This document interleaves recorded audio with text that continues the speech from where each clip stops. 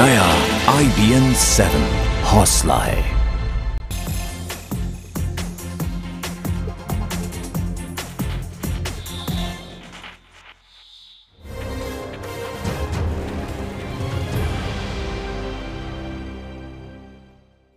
नमस्कार, आप देख रहे हैं IBN 7। 8 बजे में आपका स्वागत है। मैं हूं आकाश सोनी। बीजेपी की 2 दिन चली राष्ट्रीय कार्यकारिणी की बैठक समाप्त हो गई है। दूसरे दिन प्रधानमंत्री नरेंद्र मोदी और अमित शाह ने नेताओं और कार्यकर्ताओं के साथ अपने विचार साझा किए। प्रधानमंत्री मोदी और अमित शाह दोनों ने ही विवादित बयान देने वाले नेताओं को जमकर लताड़ लगाई और कहा अब भी नहीं सुधरे तो उनके खिलाफ कार्रवाई हो सकती है। बीजेपी ने भूमि अधिग्रहण बिल पर भी सख्ती दिखाई और कहा हमारा भूमि अधिग्रहण बिल 2013 के बिल से बेहतर है। बैठक में तय हुआ कि मई और जून के महीने में पार्टी के कार्यकर्ता जनता के बीच जाएंगे, महासंपर्क करेंगे और भूमि अधिग्रहण बिल की खूबियां उन तक पहुंचाएंगे। बैठक में शामिल होने के बावजूद वरिष्ठ नेता लालकृष्ण आडवाणी ने भाषण देने से इनकार कर दिया। इस पर विस्तार से करेंगे बात, लेकिन पहले रिपोर्ट।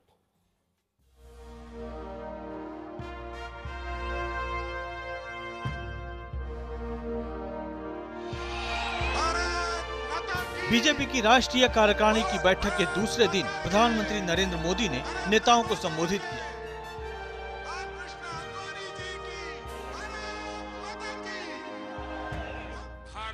पीएम मोदी ने अपने भाषण के दौरान कई अहम मुद्दे उठाए। सबसे अहम मुद्दा था भूमि अधिग्रहण बिल का।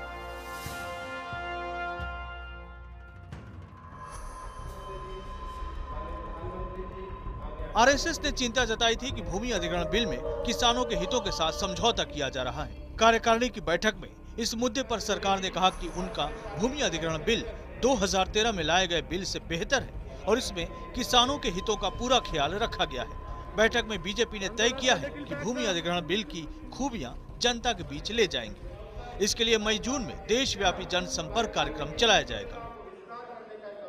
Rural infrastructure, particularly rural roads, irrigation, electrification, housing for poor, on the face of it will help the weaker sections. They'll help the rural India.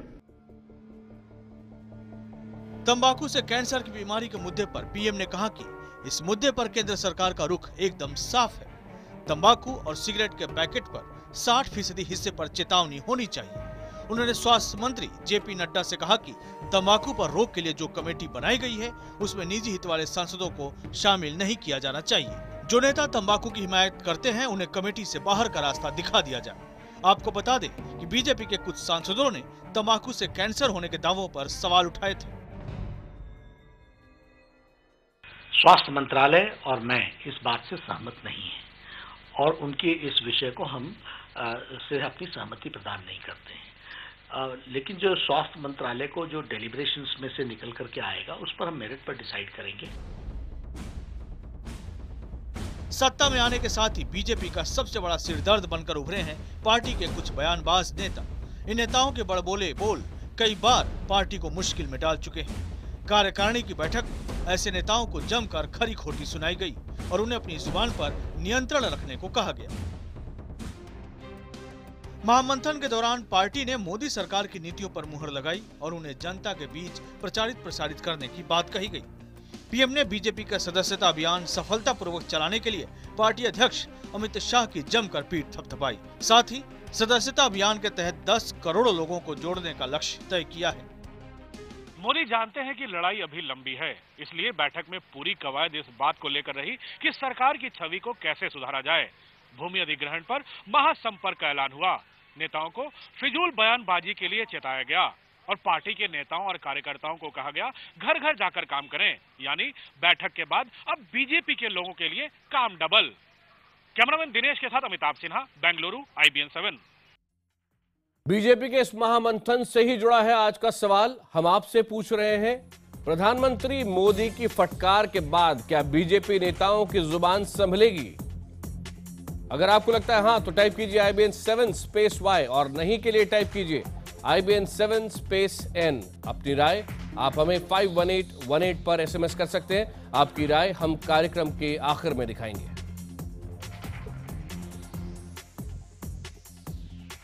चर्चा के लिए हमारे साथ हैं स्टूडियो में कांग्रेस के प्रवक्ता आलोक शर्मा, दिल्ली से जुड़ रहे हैं बीजेपी के नेता सुधांशु मित्तल, जेडीयू के नेता पवन कुमार वर्मा और संघ के विचारक प्रोफेसर राकेश सिन्हा। सबसे पहले सुधांशु मित्तल जी, एक बात तय हुई है कि आपने 8 करोड़ से ज्यादा कुल अब सदस्य बना लिए, आपका दावा है, और अब महासंपर्क शुरू होगा। क्या ये आरएसएस स्टाइल का जनसंपर्क है कि लोगों तक पहुंचा जाए, लेकिन ये किया जाएगा बीजेपी कार्यकर्ताओं द्वारा?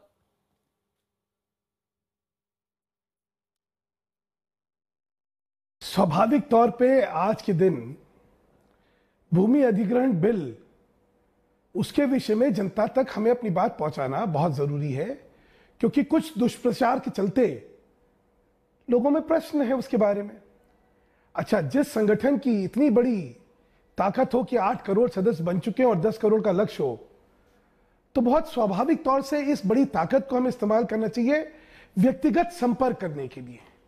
हर गली, हर कूचे, हर मोहल्ले, हर घर तक जाया जाए और वहां पे अपनी बात रखी जाए। सारा पक्ष जो है भाजपा का, वो स्पष्ट करा जाए, ताकि जो भ्रांतियां बनी हुई है वो भ्रांतियां खत्म हो सके जी। तो मुझे लगता है ये संगठन का सदुपयोग होगा और कार्यकर्ताओं को भी एक अच्छा मौका मिलेगा दोबारा जनसंपर्क स्थापित करने का। सुधांशु जी, एकदम संक्षेप में जानना चाहूंगा, क्या ये कहना सही होगा कि सरकार ने अब तक 10 महीनों में जो काम किया है ये लोगों तक पहुंचाना, एक बात।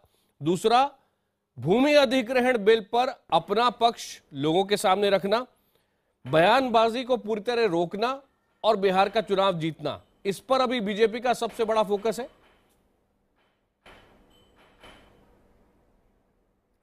ये तो स्पष्ट है कि ये चारों चीजें जो है हमारी प्राथमिकता हैं। इसके अलावा और भी चीजें हैं, लेकिन स्पष्ट रूप से अगर देखा जाए तो ये प्राथमिकता है और अच्छी प्राथमिकता है। बिहार का चुनाव बहुत महत्वपूर्ण है, इस साल के आखिर में आने वाला है। वहां पे जीत की पूरी संभावना है, लोगों में उत्साह है, लोग नया परिवर्तन चाहते हैं। और इन चीजों को देखते हुए एक बार संगठन को मजबूत करा जाए, अपनी बात रखी जाए। इतना काम हुआ है 10 महीने में, उस काम की जो फेरिस्त जो है उसको लेके लोगों तक बतलाया जाए। ठीक है, मुझे लगता है कि बहुत ही सकारात्मक सोच के साथ ये राष्ट्रीय कार्यकारिणी जो है इसने अपना काम करा है अब की बार। आलोक जी, बिना ये कहे बीजेपी कि बहुत बड़े चैलेंजेस उसके सामने हैं, बिहार पे बहुत कॉन्फिडेंट अभी लग रहे हैं, बीजेपी के नेता सुधांशु जी भी उसी को दिखा रहे थे, लेकिन वहां का रास्ता आसान नहीं होगा, वो भी समझते हैं। लेकिन जिस तरह से पार्टी ने नए तेवर और साथ ही साथ महाजनसंपर्क की कोशिश की है, कांग्रेस को खतरा महसूस हो रहा है? देखिए, मैं समझता हूं कि जहां तक बिहार की बात है, अभी बहुत दूर है इस चुनाव, उस पर कभी बाद में चर्चाएं आपके स्टूडियो में होती रहेंगी। लेकिन जो 2 दिन का 3 दिन का इनका नेशनल एग्जीक्यूटिव का तमाम जो कार्यक्रम है, उस पर बीजेपी पूरी तरह से कहीं ना कहीं बैकफुट पर नजर आई है। आप देखिए कि किस मुद्दे पर, तमाम मुद्दों पर वहां पर प्रधानमंत्री को और उनके राष्ट्रीय अध्यक्ष को कहना पड़ रहा है कि बयानबाजी बंद होनी चाहिए। तंबाकू जैसे विषय पर भी राष्ट्रीय कार्यकारिणी से संदेश दिया जा रहा है। लेकिन दुखद है कि आप एक तरफ कहते हैं कि हमने 8 करोड़ 10 करोड़ का लक्ष्य रखा और 8 करोड़ हमारे सदस्य बन गए।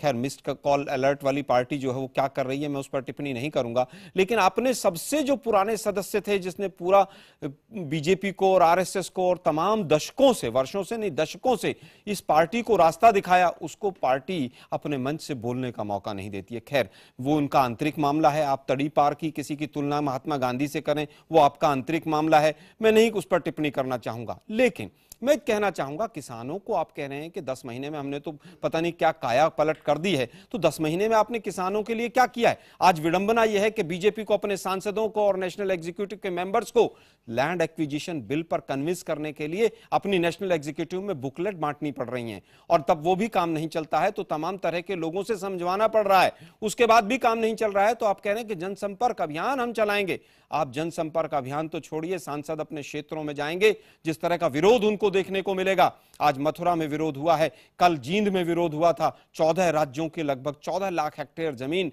पूरी तरह से गेहूं की फसल बर्बाद है, और नीति आयोग के जो उपाध्यक्ष महोदय हैं वो कह रहे हैं कि हम एक्स्ट्रा पैसा नहीं देंगे। राधा मोहन साहब की आपने स्टेटमेंट सुनी होगी। ये किसान विरोधी सरकार है, ये किसी भी तरह से ना गरीबों के हित में कोई काम कर रही है, और झूठ का पुलिंदा इन्होंने 2 दिन के अंदर पूरी जनता के सामने, देश के सामने। सुधांशु जी, आपका जवाब देना चाह रहे हैं क्योंकि वो सबसे ज्यादा जो बड़ी बीजेपी की चिंताएं हैं उन्हीं पर आप इस वक्त उसी दुखती नब्ज पर हाथ रख रहे हैं। जी सुधांशु जी, दुखती नब्ज पकड़ी कांग्रेस ने। जब आलोक जी, उनकी मैं बहुत सम्मान करता हूं, बहुत ही अच्छा बोलते हैं और उनको सुनने में बहुत अच्छा लगता है, लेकिन आलोक जी आप अपनी तो चिंता कर लो, हमारी चिंता हम पे छोड़ दो। आपको तो खुश होना चाहिए कि भाजपा तो बिल्कुल खराब काम कर रही है, आप दुखी क्यों हो रहे हैं? नहीं, भाजपा हम अपने पार्टी के लिए के खराब साथ करेगी तो हम खुश हैं, अव्यवहार लेकिन कर देश रहे के लिए अगर खराब अच्छा, करेगी तो चिंतनीय। देखिए आलोक जी बीच में नहीं बोलना।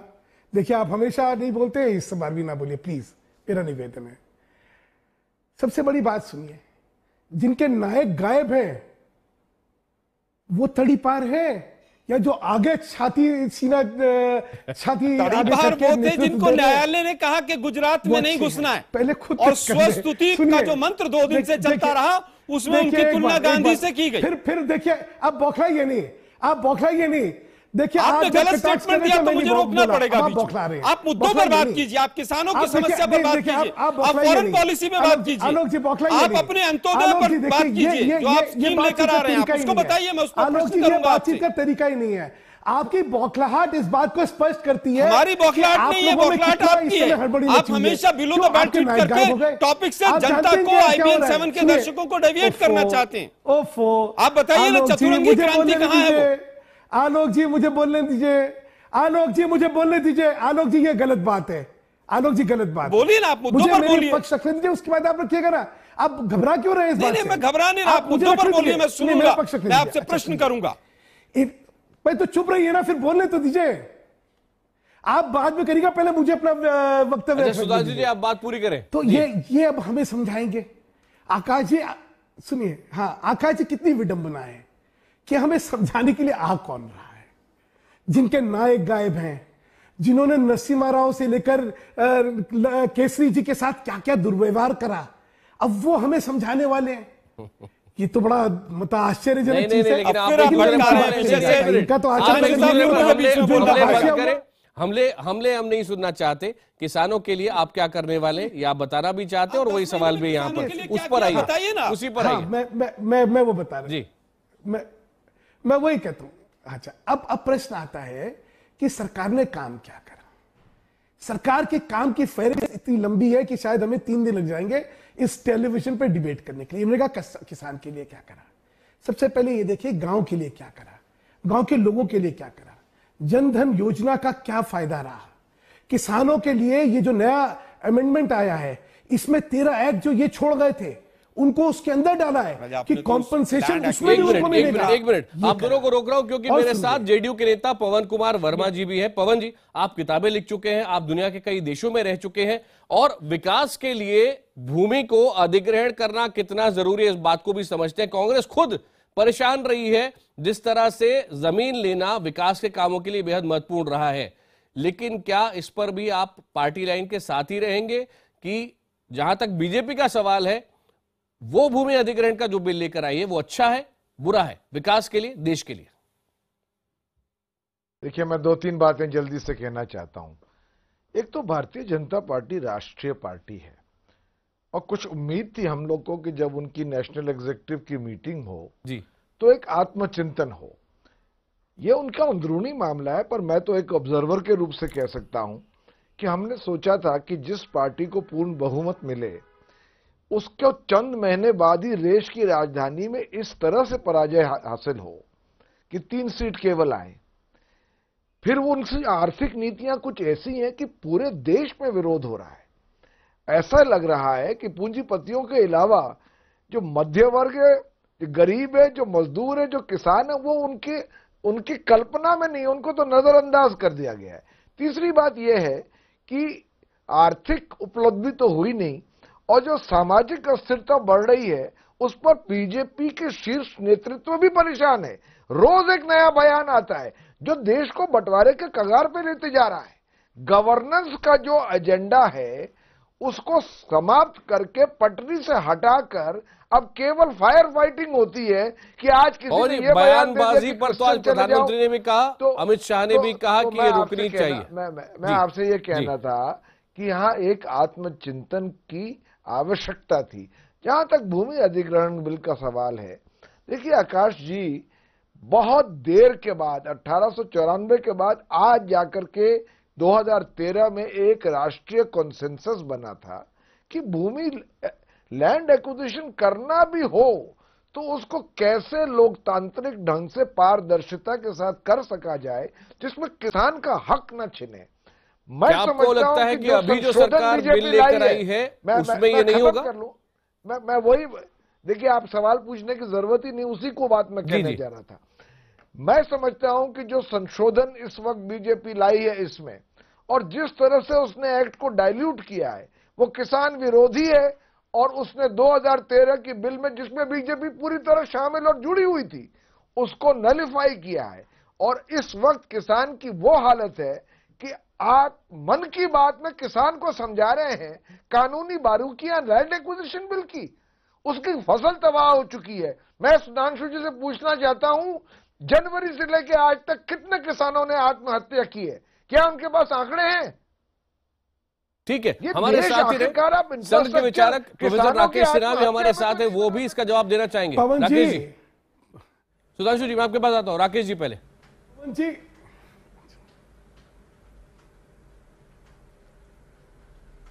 जी राकेश सिन्हा जी। हेलो जी जी, आप इस सवाल का जवाब देना चाहेंगे जो उठाया अभी पवन जी कह रहे थे जी कि ये मैं दे रहा हूं, मैं भारतीय जनता पार्टी का आंतरिक मामला है। आज की राजनीतिक परिस्थिति ऐसी हो गई है कि सभी दलें अपने दल के बारे में कम सोचती हैं, दूसरे दलों के बारे में ज्यादा सोचती हैं। आज सभी दलों के प्रवक्ता दूसरे दलों के बारे में ज्यादा व्याख्यान एक दूसरे की चिंता गहराई से सोचते हैं। एक ये दुर्भाग्य की स्थिति आती जा रही है। जहां तक मैं भूमि अधिग्रहण बिल की बात है, मैं दो बातें कहना चाहता हूं। एक बात साफ होनी चाहिए, चाहे ये बिल ये हो या वो हो, जो सीमांत किसान है, जो गरीब मजदूर है, उसे किसी भी तरह से क्षति नहीं होनी चाहिए। ऐसा नहीं हो, और सरकार ने एक बिल लाया है। सरकार का खुलापन इस बात से दिखाई पड़ता है, और एक आशावाद है कि सरकार कहती है कि हम विपक्ष के साथ प्रत्येक मुद्दे पर बहस करने के लिए, विमर्श करने के लिए तैयार हैं। हम जनता के बीच जाकर जनता के जो प्रेशर ग्रुप्स हैं, किसानों के जो संगठन हैं, किसानों के जो छोटे छोटे दबाव समूह हैं, उनके साथ हम विमर्श करने के लिए तैयार हैं। पर राकेश जी, लोकतंत्र में यदि बयानों के आधार पर हो, सिर्फ पूर्वग्रह के आधार पर, मैं मूल मुद्दे पर आता हूं, या विमर्श के आधार पर फैसला, आरएसएस के अंदर एक मिनट बस, आलोक जी एक मिनट बस, जो लग रहा है आरएसएस का जहां तक सवाल है, उसको बहुत चिंता थी किसानों की, और उसने बहुत सारी बातें बीजेपी को कही है। इस बैठक के बाद क्या आरएसएस और बीजेपी एक साथ खड़े हैं किसान के मुद्दे पे? क्या भूमि अधिग्रहण बिल पर पूरा समर्थन आरएसएस का हासिल है बीजेपी को अभी?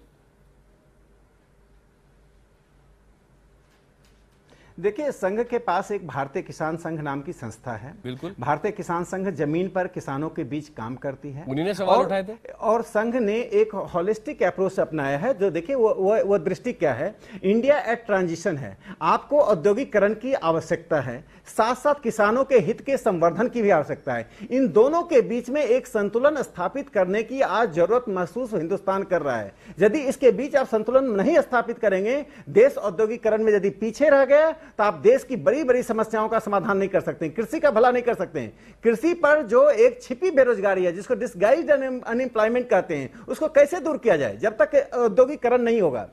लेकिन ऐसा करते समय किसी भी शर्त पर छोटे, मध्यम और हाशिए पर जो किसान हैं, मजदूर हैं, उनको किसी भी तरह से क्षति नहीं होनी चाहिए। और इसके लिए मुझे लगता है विमर्श एक रास्ता है, यह अंतिम बिंदु नहीं है। सरकार ने जो बिल बनाया, जो आज बुकलेट बांटा, उस पर विमर्श होना चाहिए। और एक बात जो मुझे अच्छी लगी, सरकार जब यह कहती है कि हम खुले दिल से बात कर रहे हैं, किसी भी बिंदु पर हमें लगा कि किसान विरोधी हैं, तो हम परिवर्तन करने के लिए तैयार हैं। मुझे लगता है कि चुनावी वर्ष के अलावा बाकी 3 सालों में विपक्ष को, आलोक जी आपसे कुछ पूछना चाह रहे हैं, सीधा सवाल, संवाद के द्वारा राष्ट्रीय हित में काम करना चाहिए, नहीं कि 5 सालों को हम चुनावी वर्ष की तरह देखें। मुझे केवल 2-3 चीजें बता दीजिए।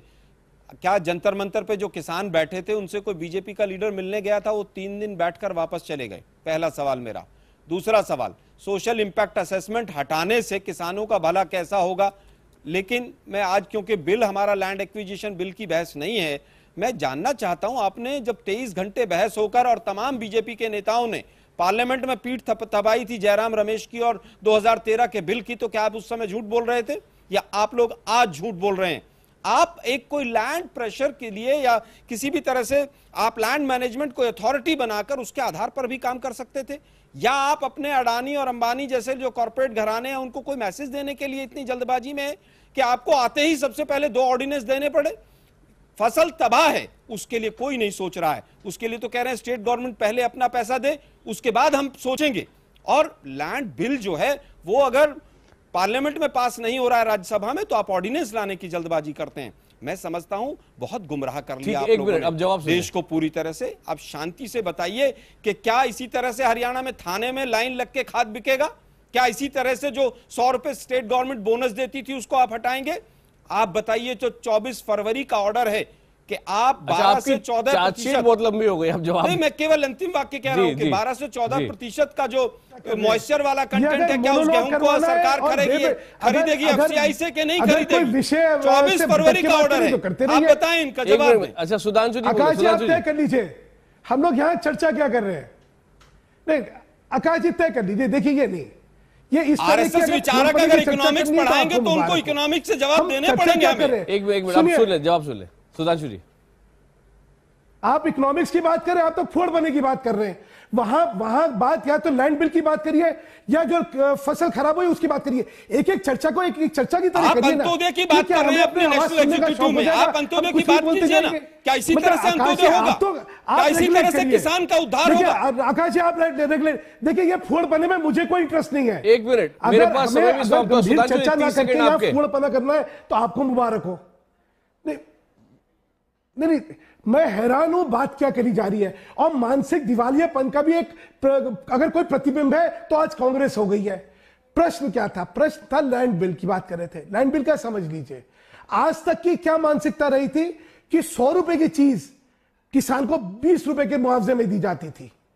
ये जो बिल था, जो 2013 का बिल था, उसमें हमने इसमें लीड ली थी। हमारी सुमित्रा महाजन जो थी वो चेयरमैन थी, उन्होंने सारे प्रोविजंस करे थे। और एक बात जिंदगी में याद रखिए, जब आप कोई काम करते हैं तो उसके बाद उसकी समीक्षा होती है। अगर कोई कहीं कमियां दिखती हैं तो उन कमियों को ठीक करा जाता है। हमेशा कानून में ये होता है। 2013 का कानून बना, हमने पूरा सहयोग करा।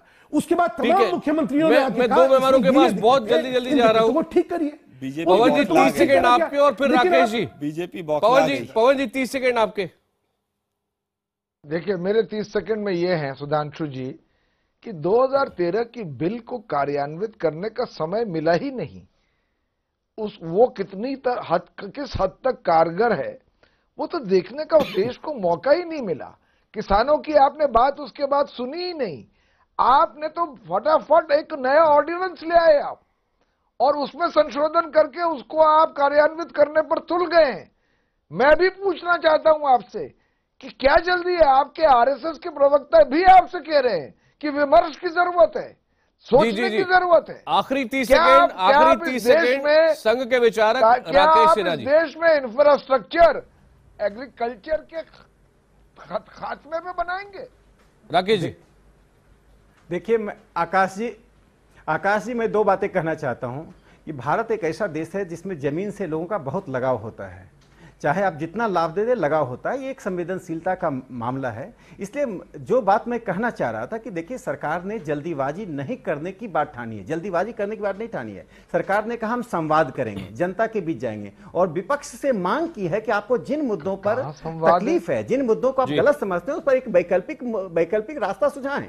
आखिर देश की औद्योगिकरण तो होना ही है ना, लेकिन किसानों का नुकसान ना हो, खास करके हाशिए पर और सीमांत किसान जो हैं वे असुरक्षित महसूस नहीं करें। यह सरकार का, किसी भी सरकार का दायित्व होता है, और मुझे लगता है कि भारत की यह सरकार इस दायित्व को निभाने में सक्षम है। आप सभी का धन्यवाद, क्योंकि मेरे पास समय यहाँ समाप्त हो रहा है।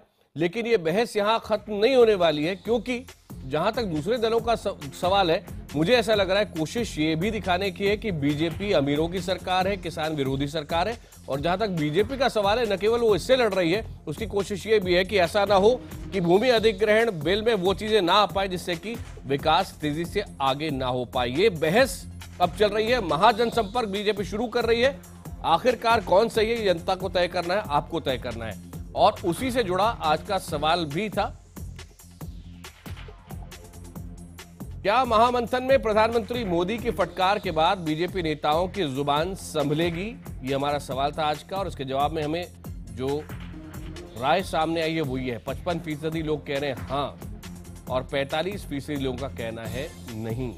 लोग बटे हुए, लेकिन ज्यादा लोगों को प्रधानमंत्री पर विश्वास है कि वो बीजेपी की अंदरूनी बयानबाजी को बंद करा सकेंगे और विकास के रास्ते पर देश को ले जा सकेंगे।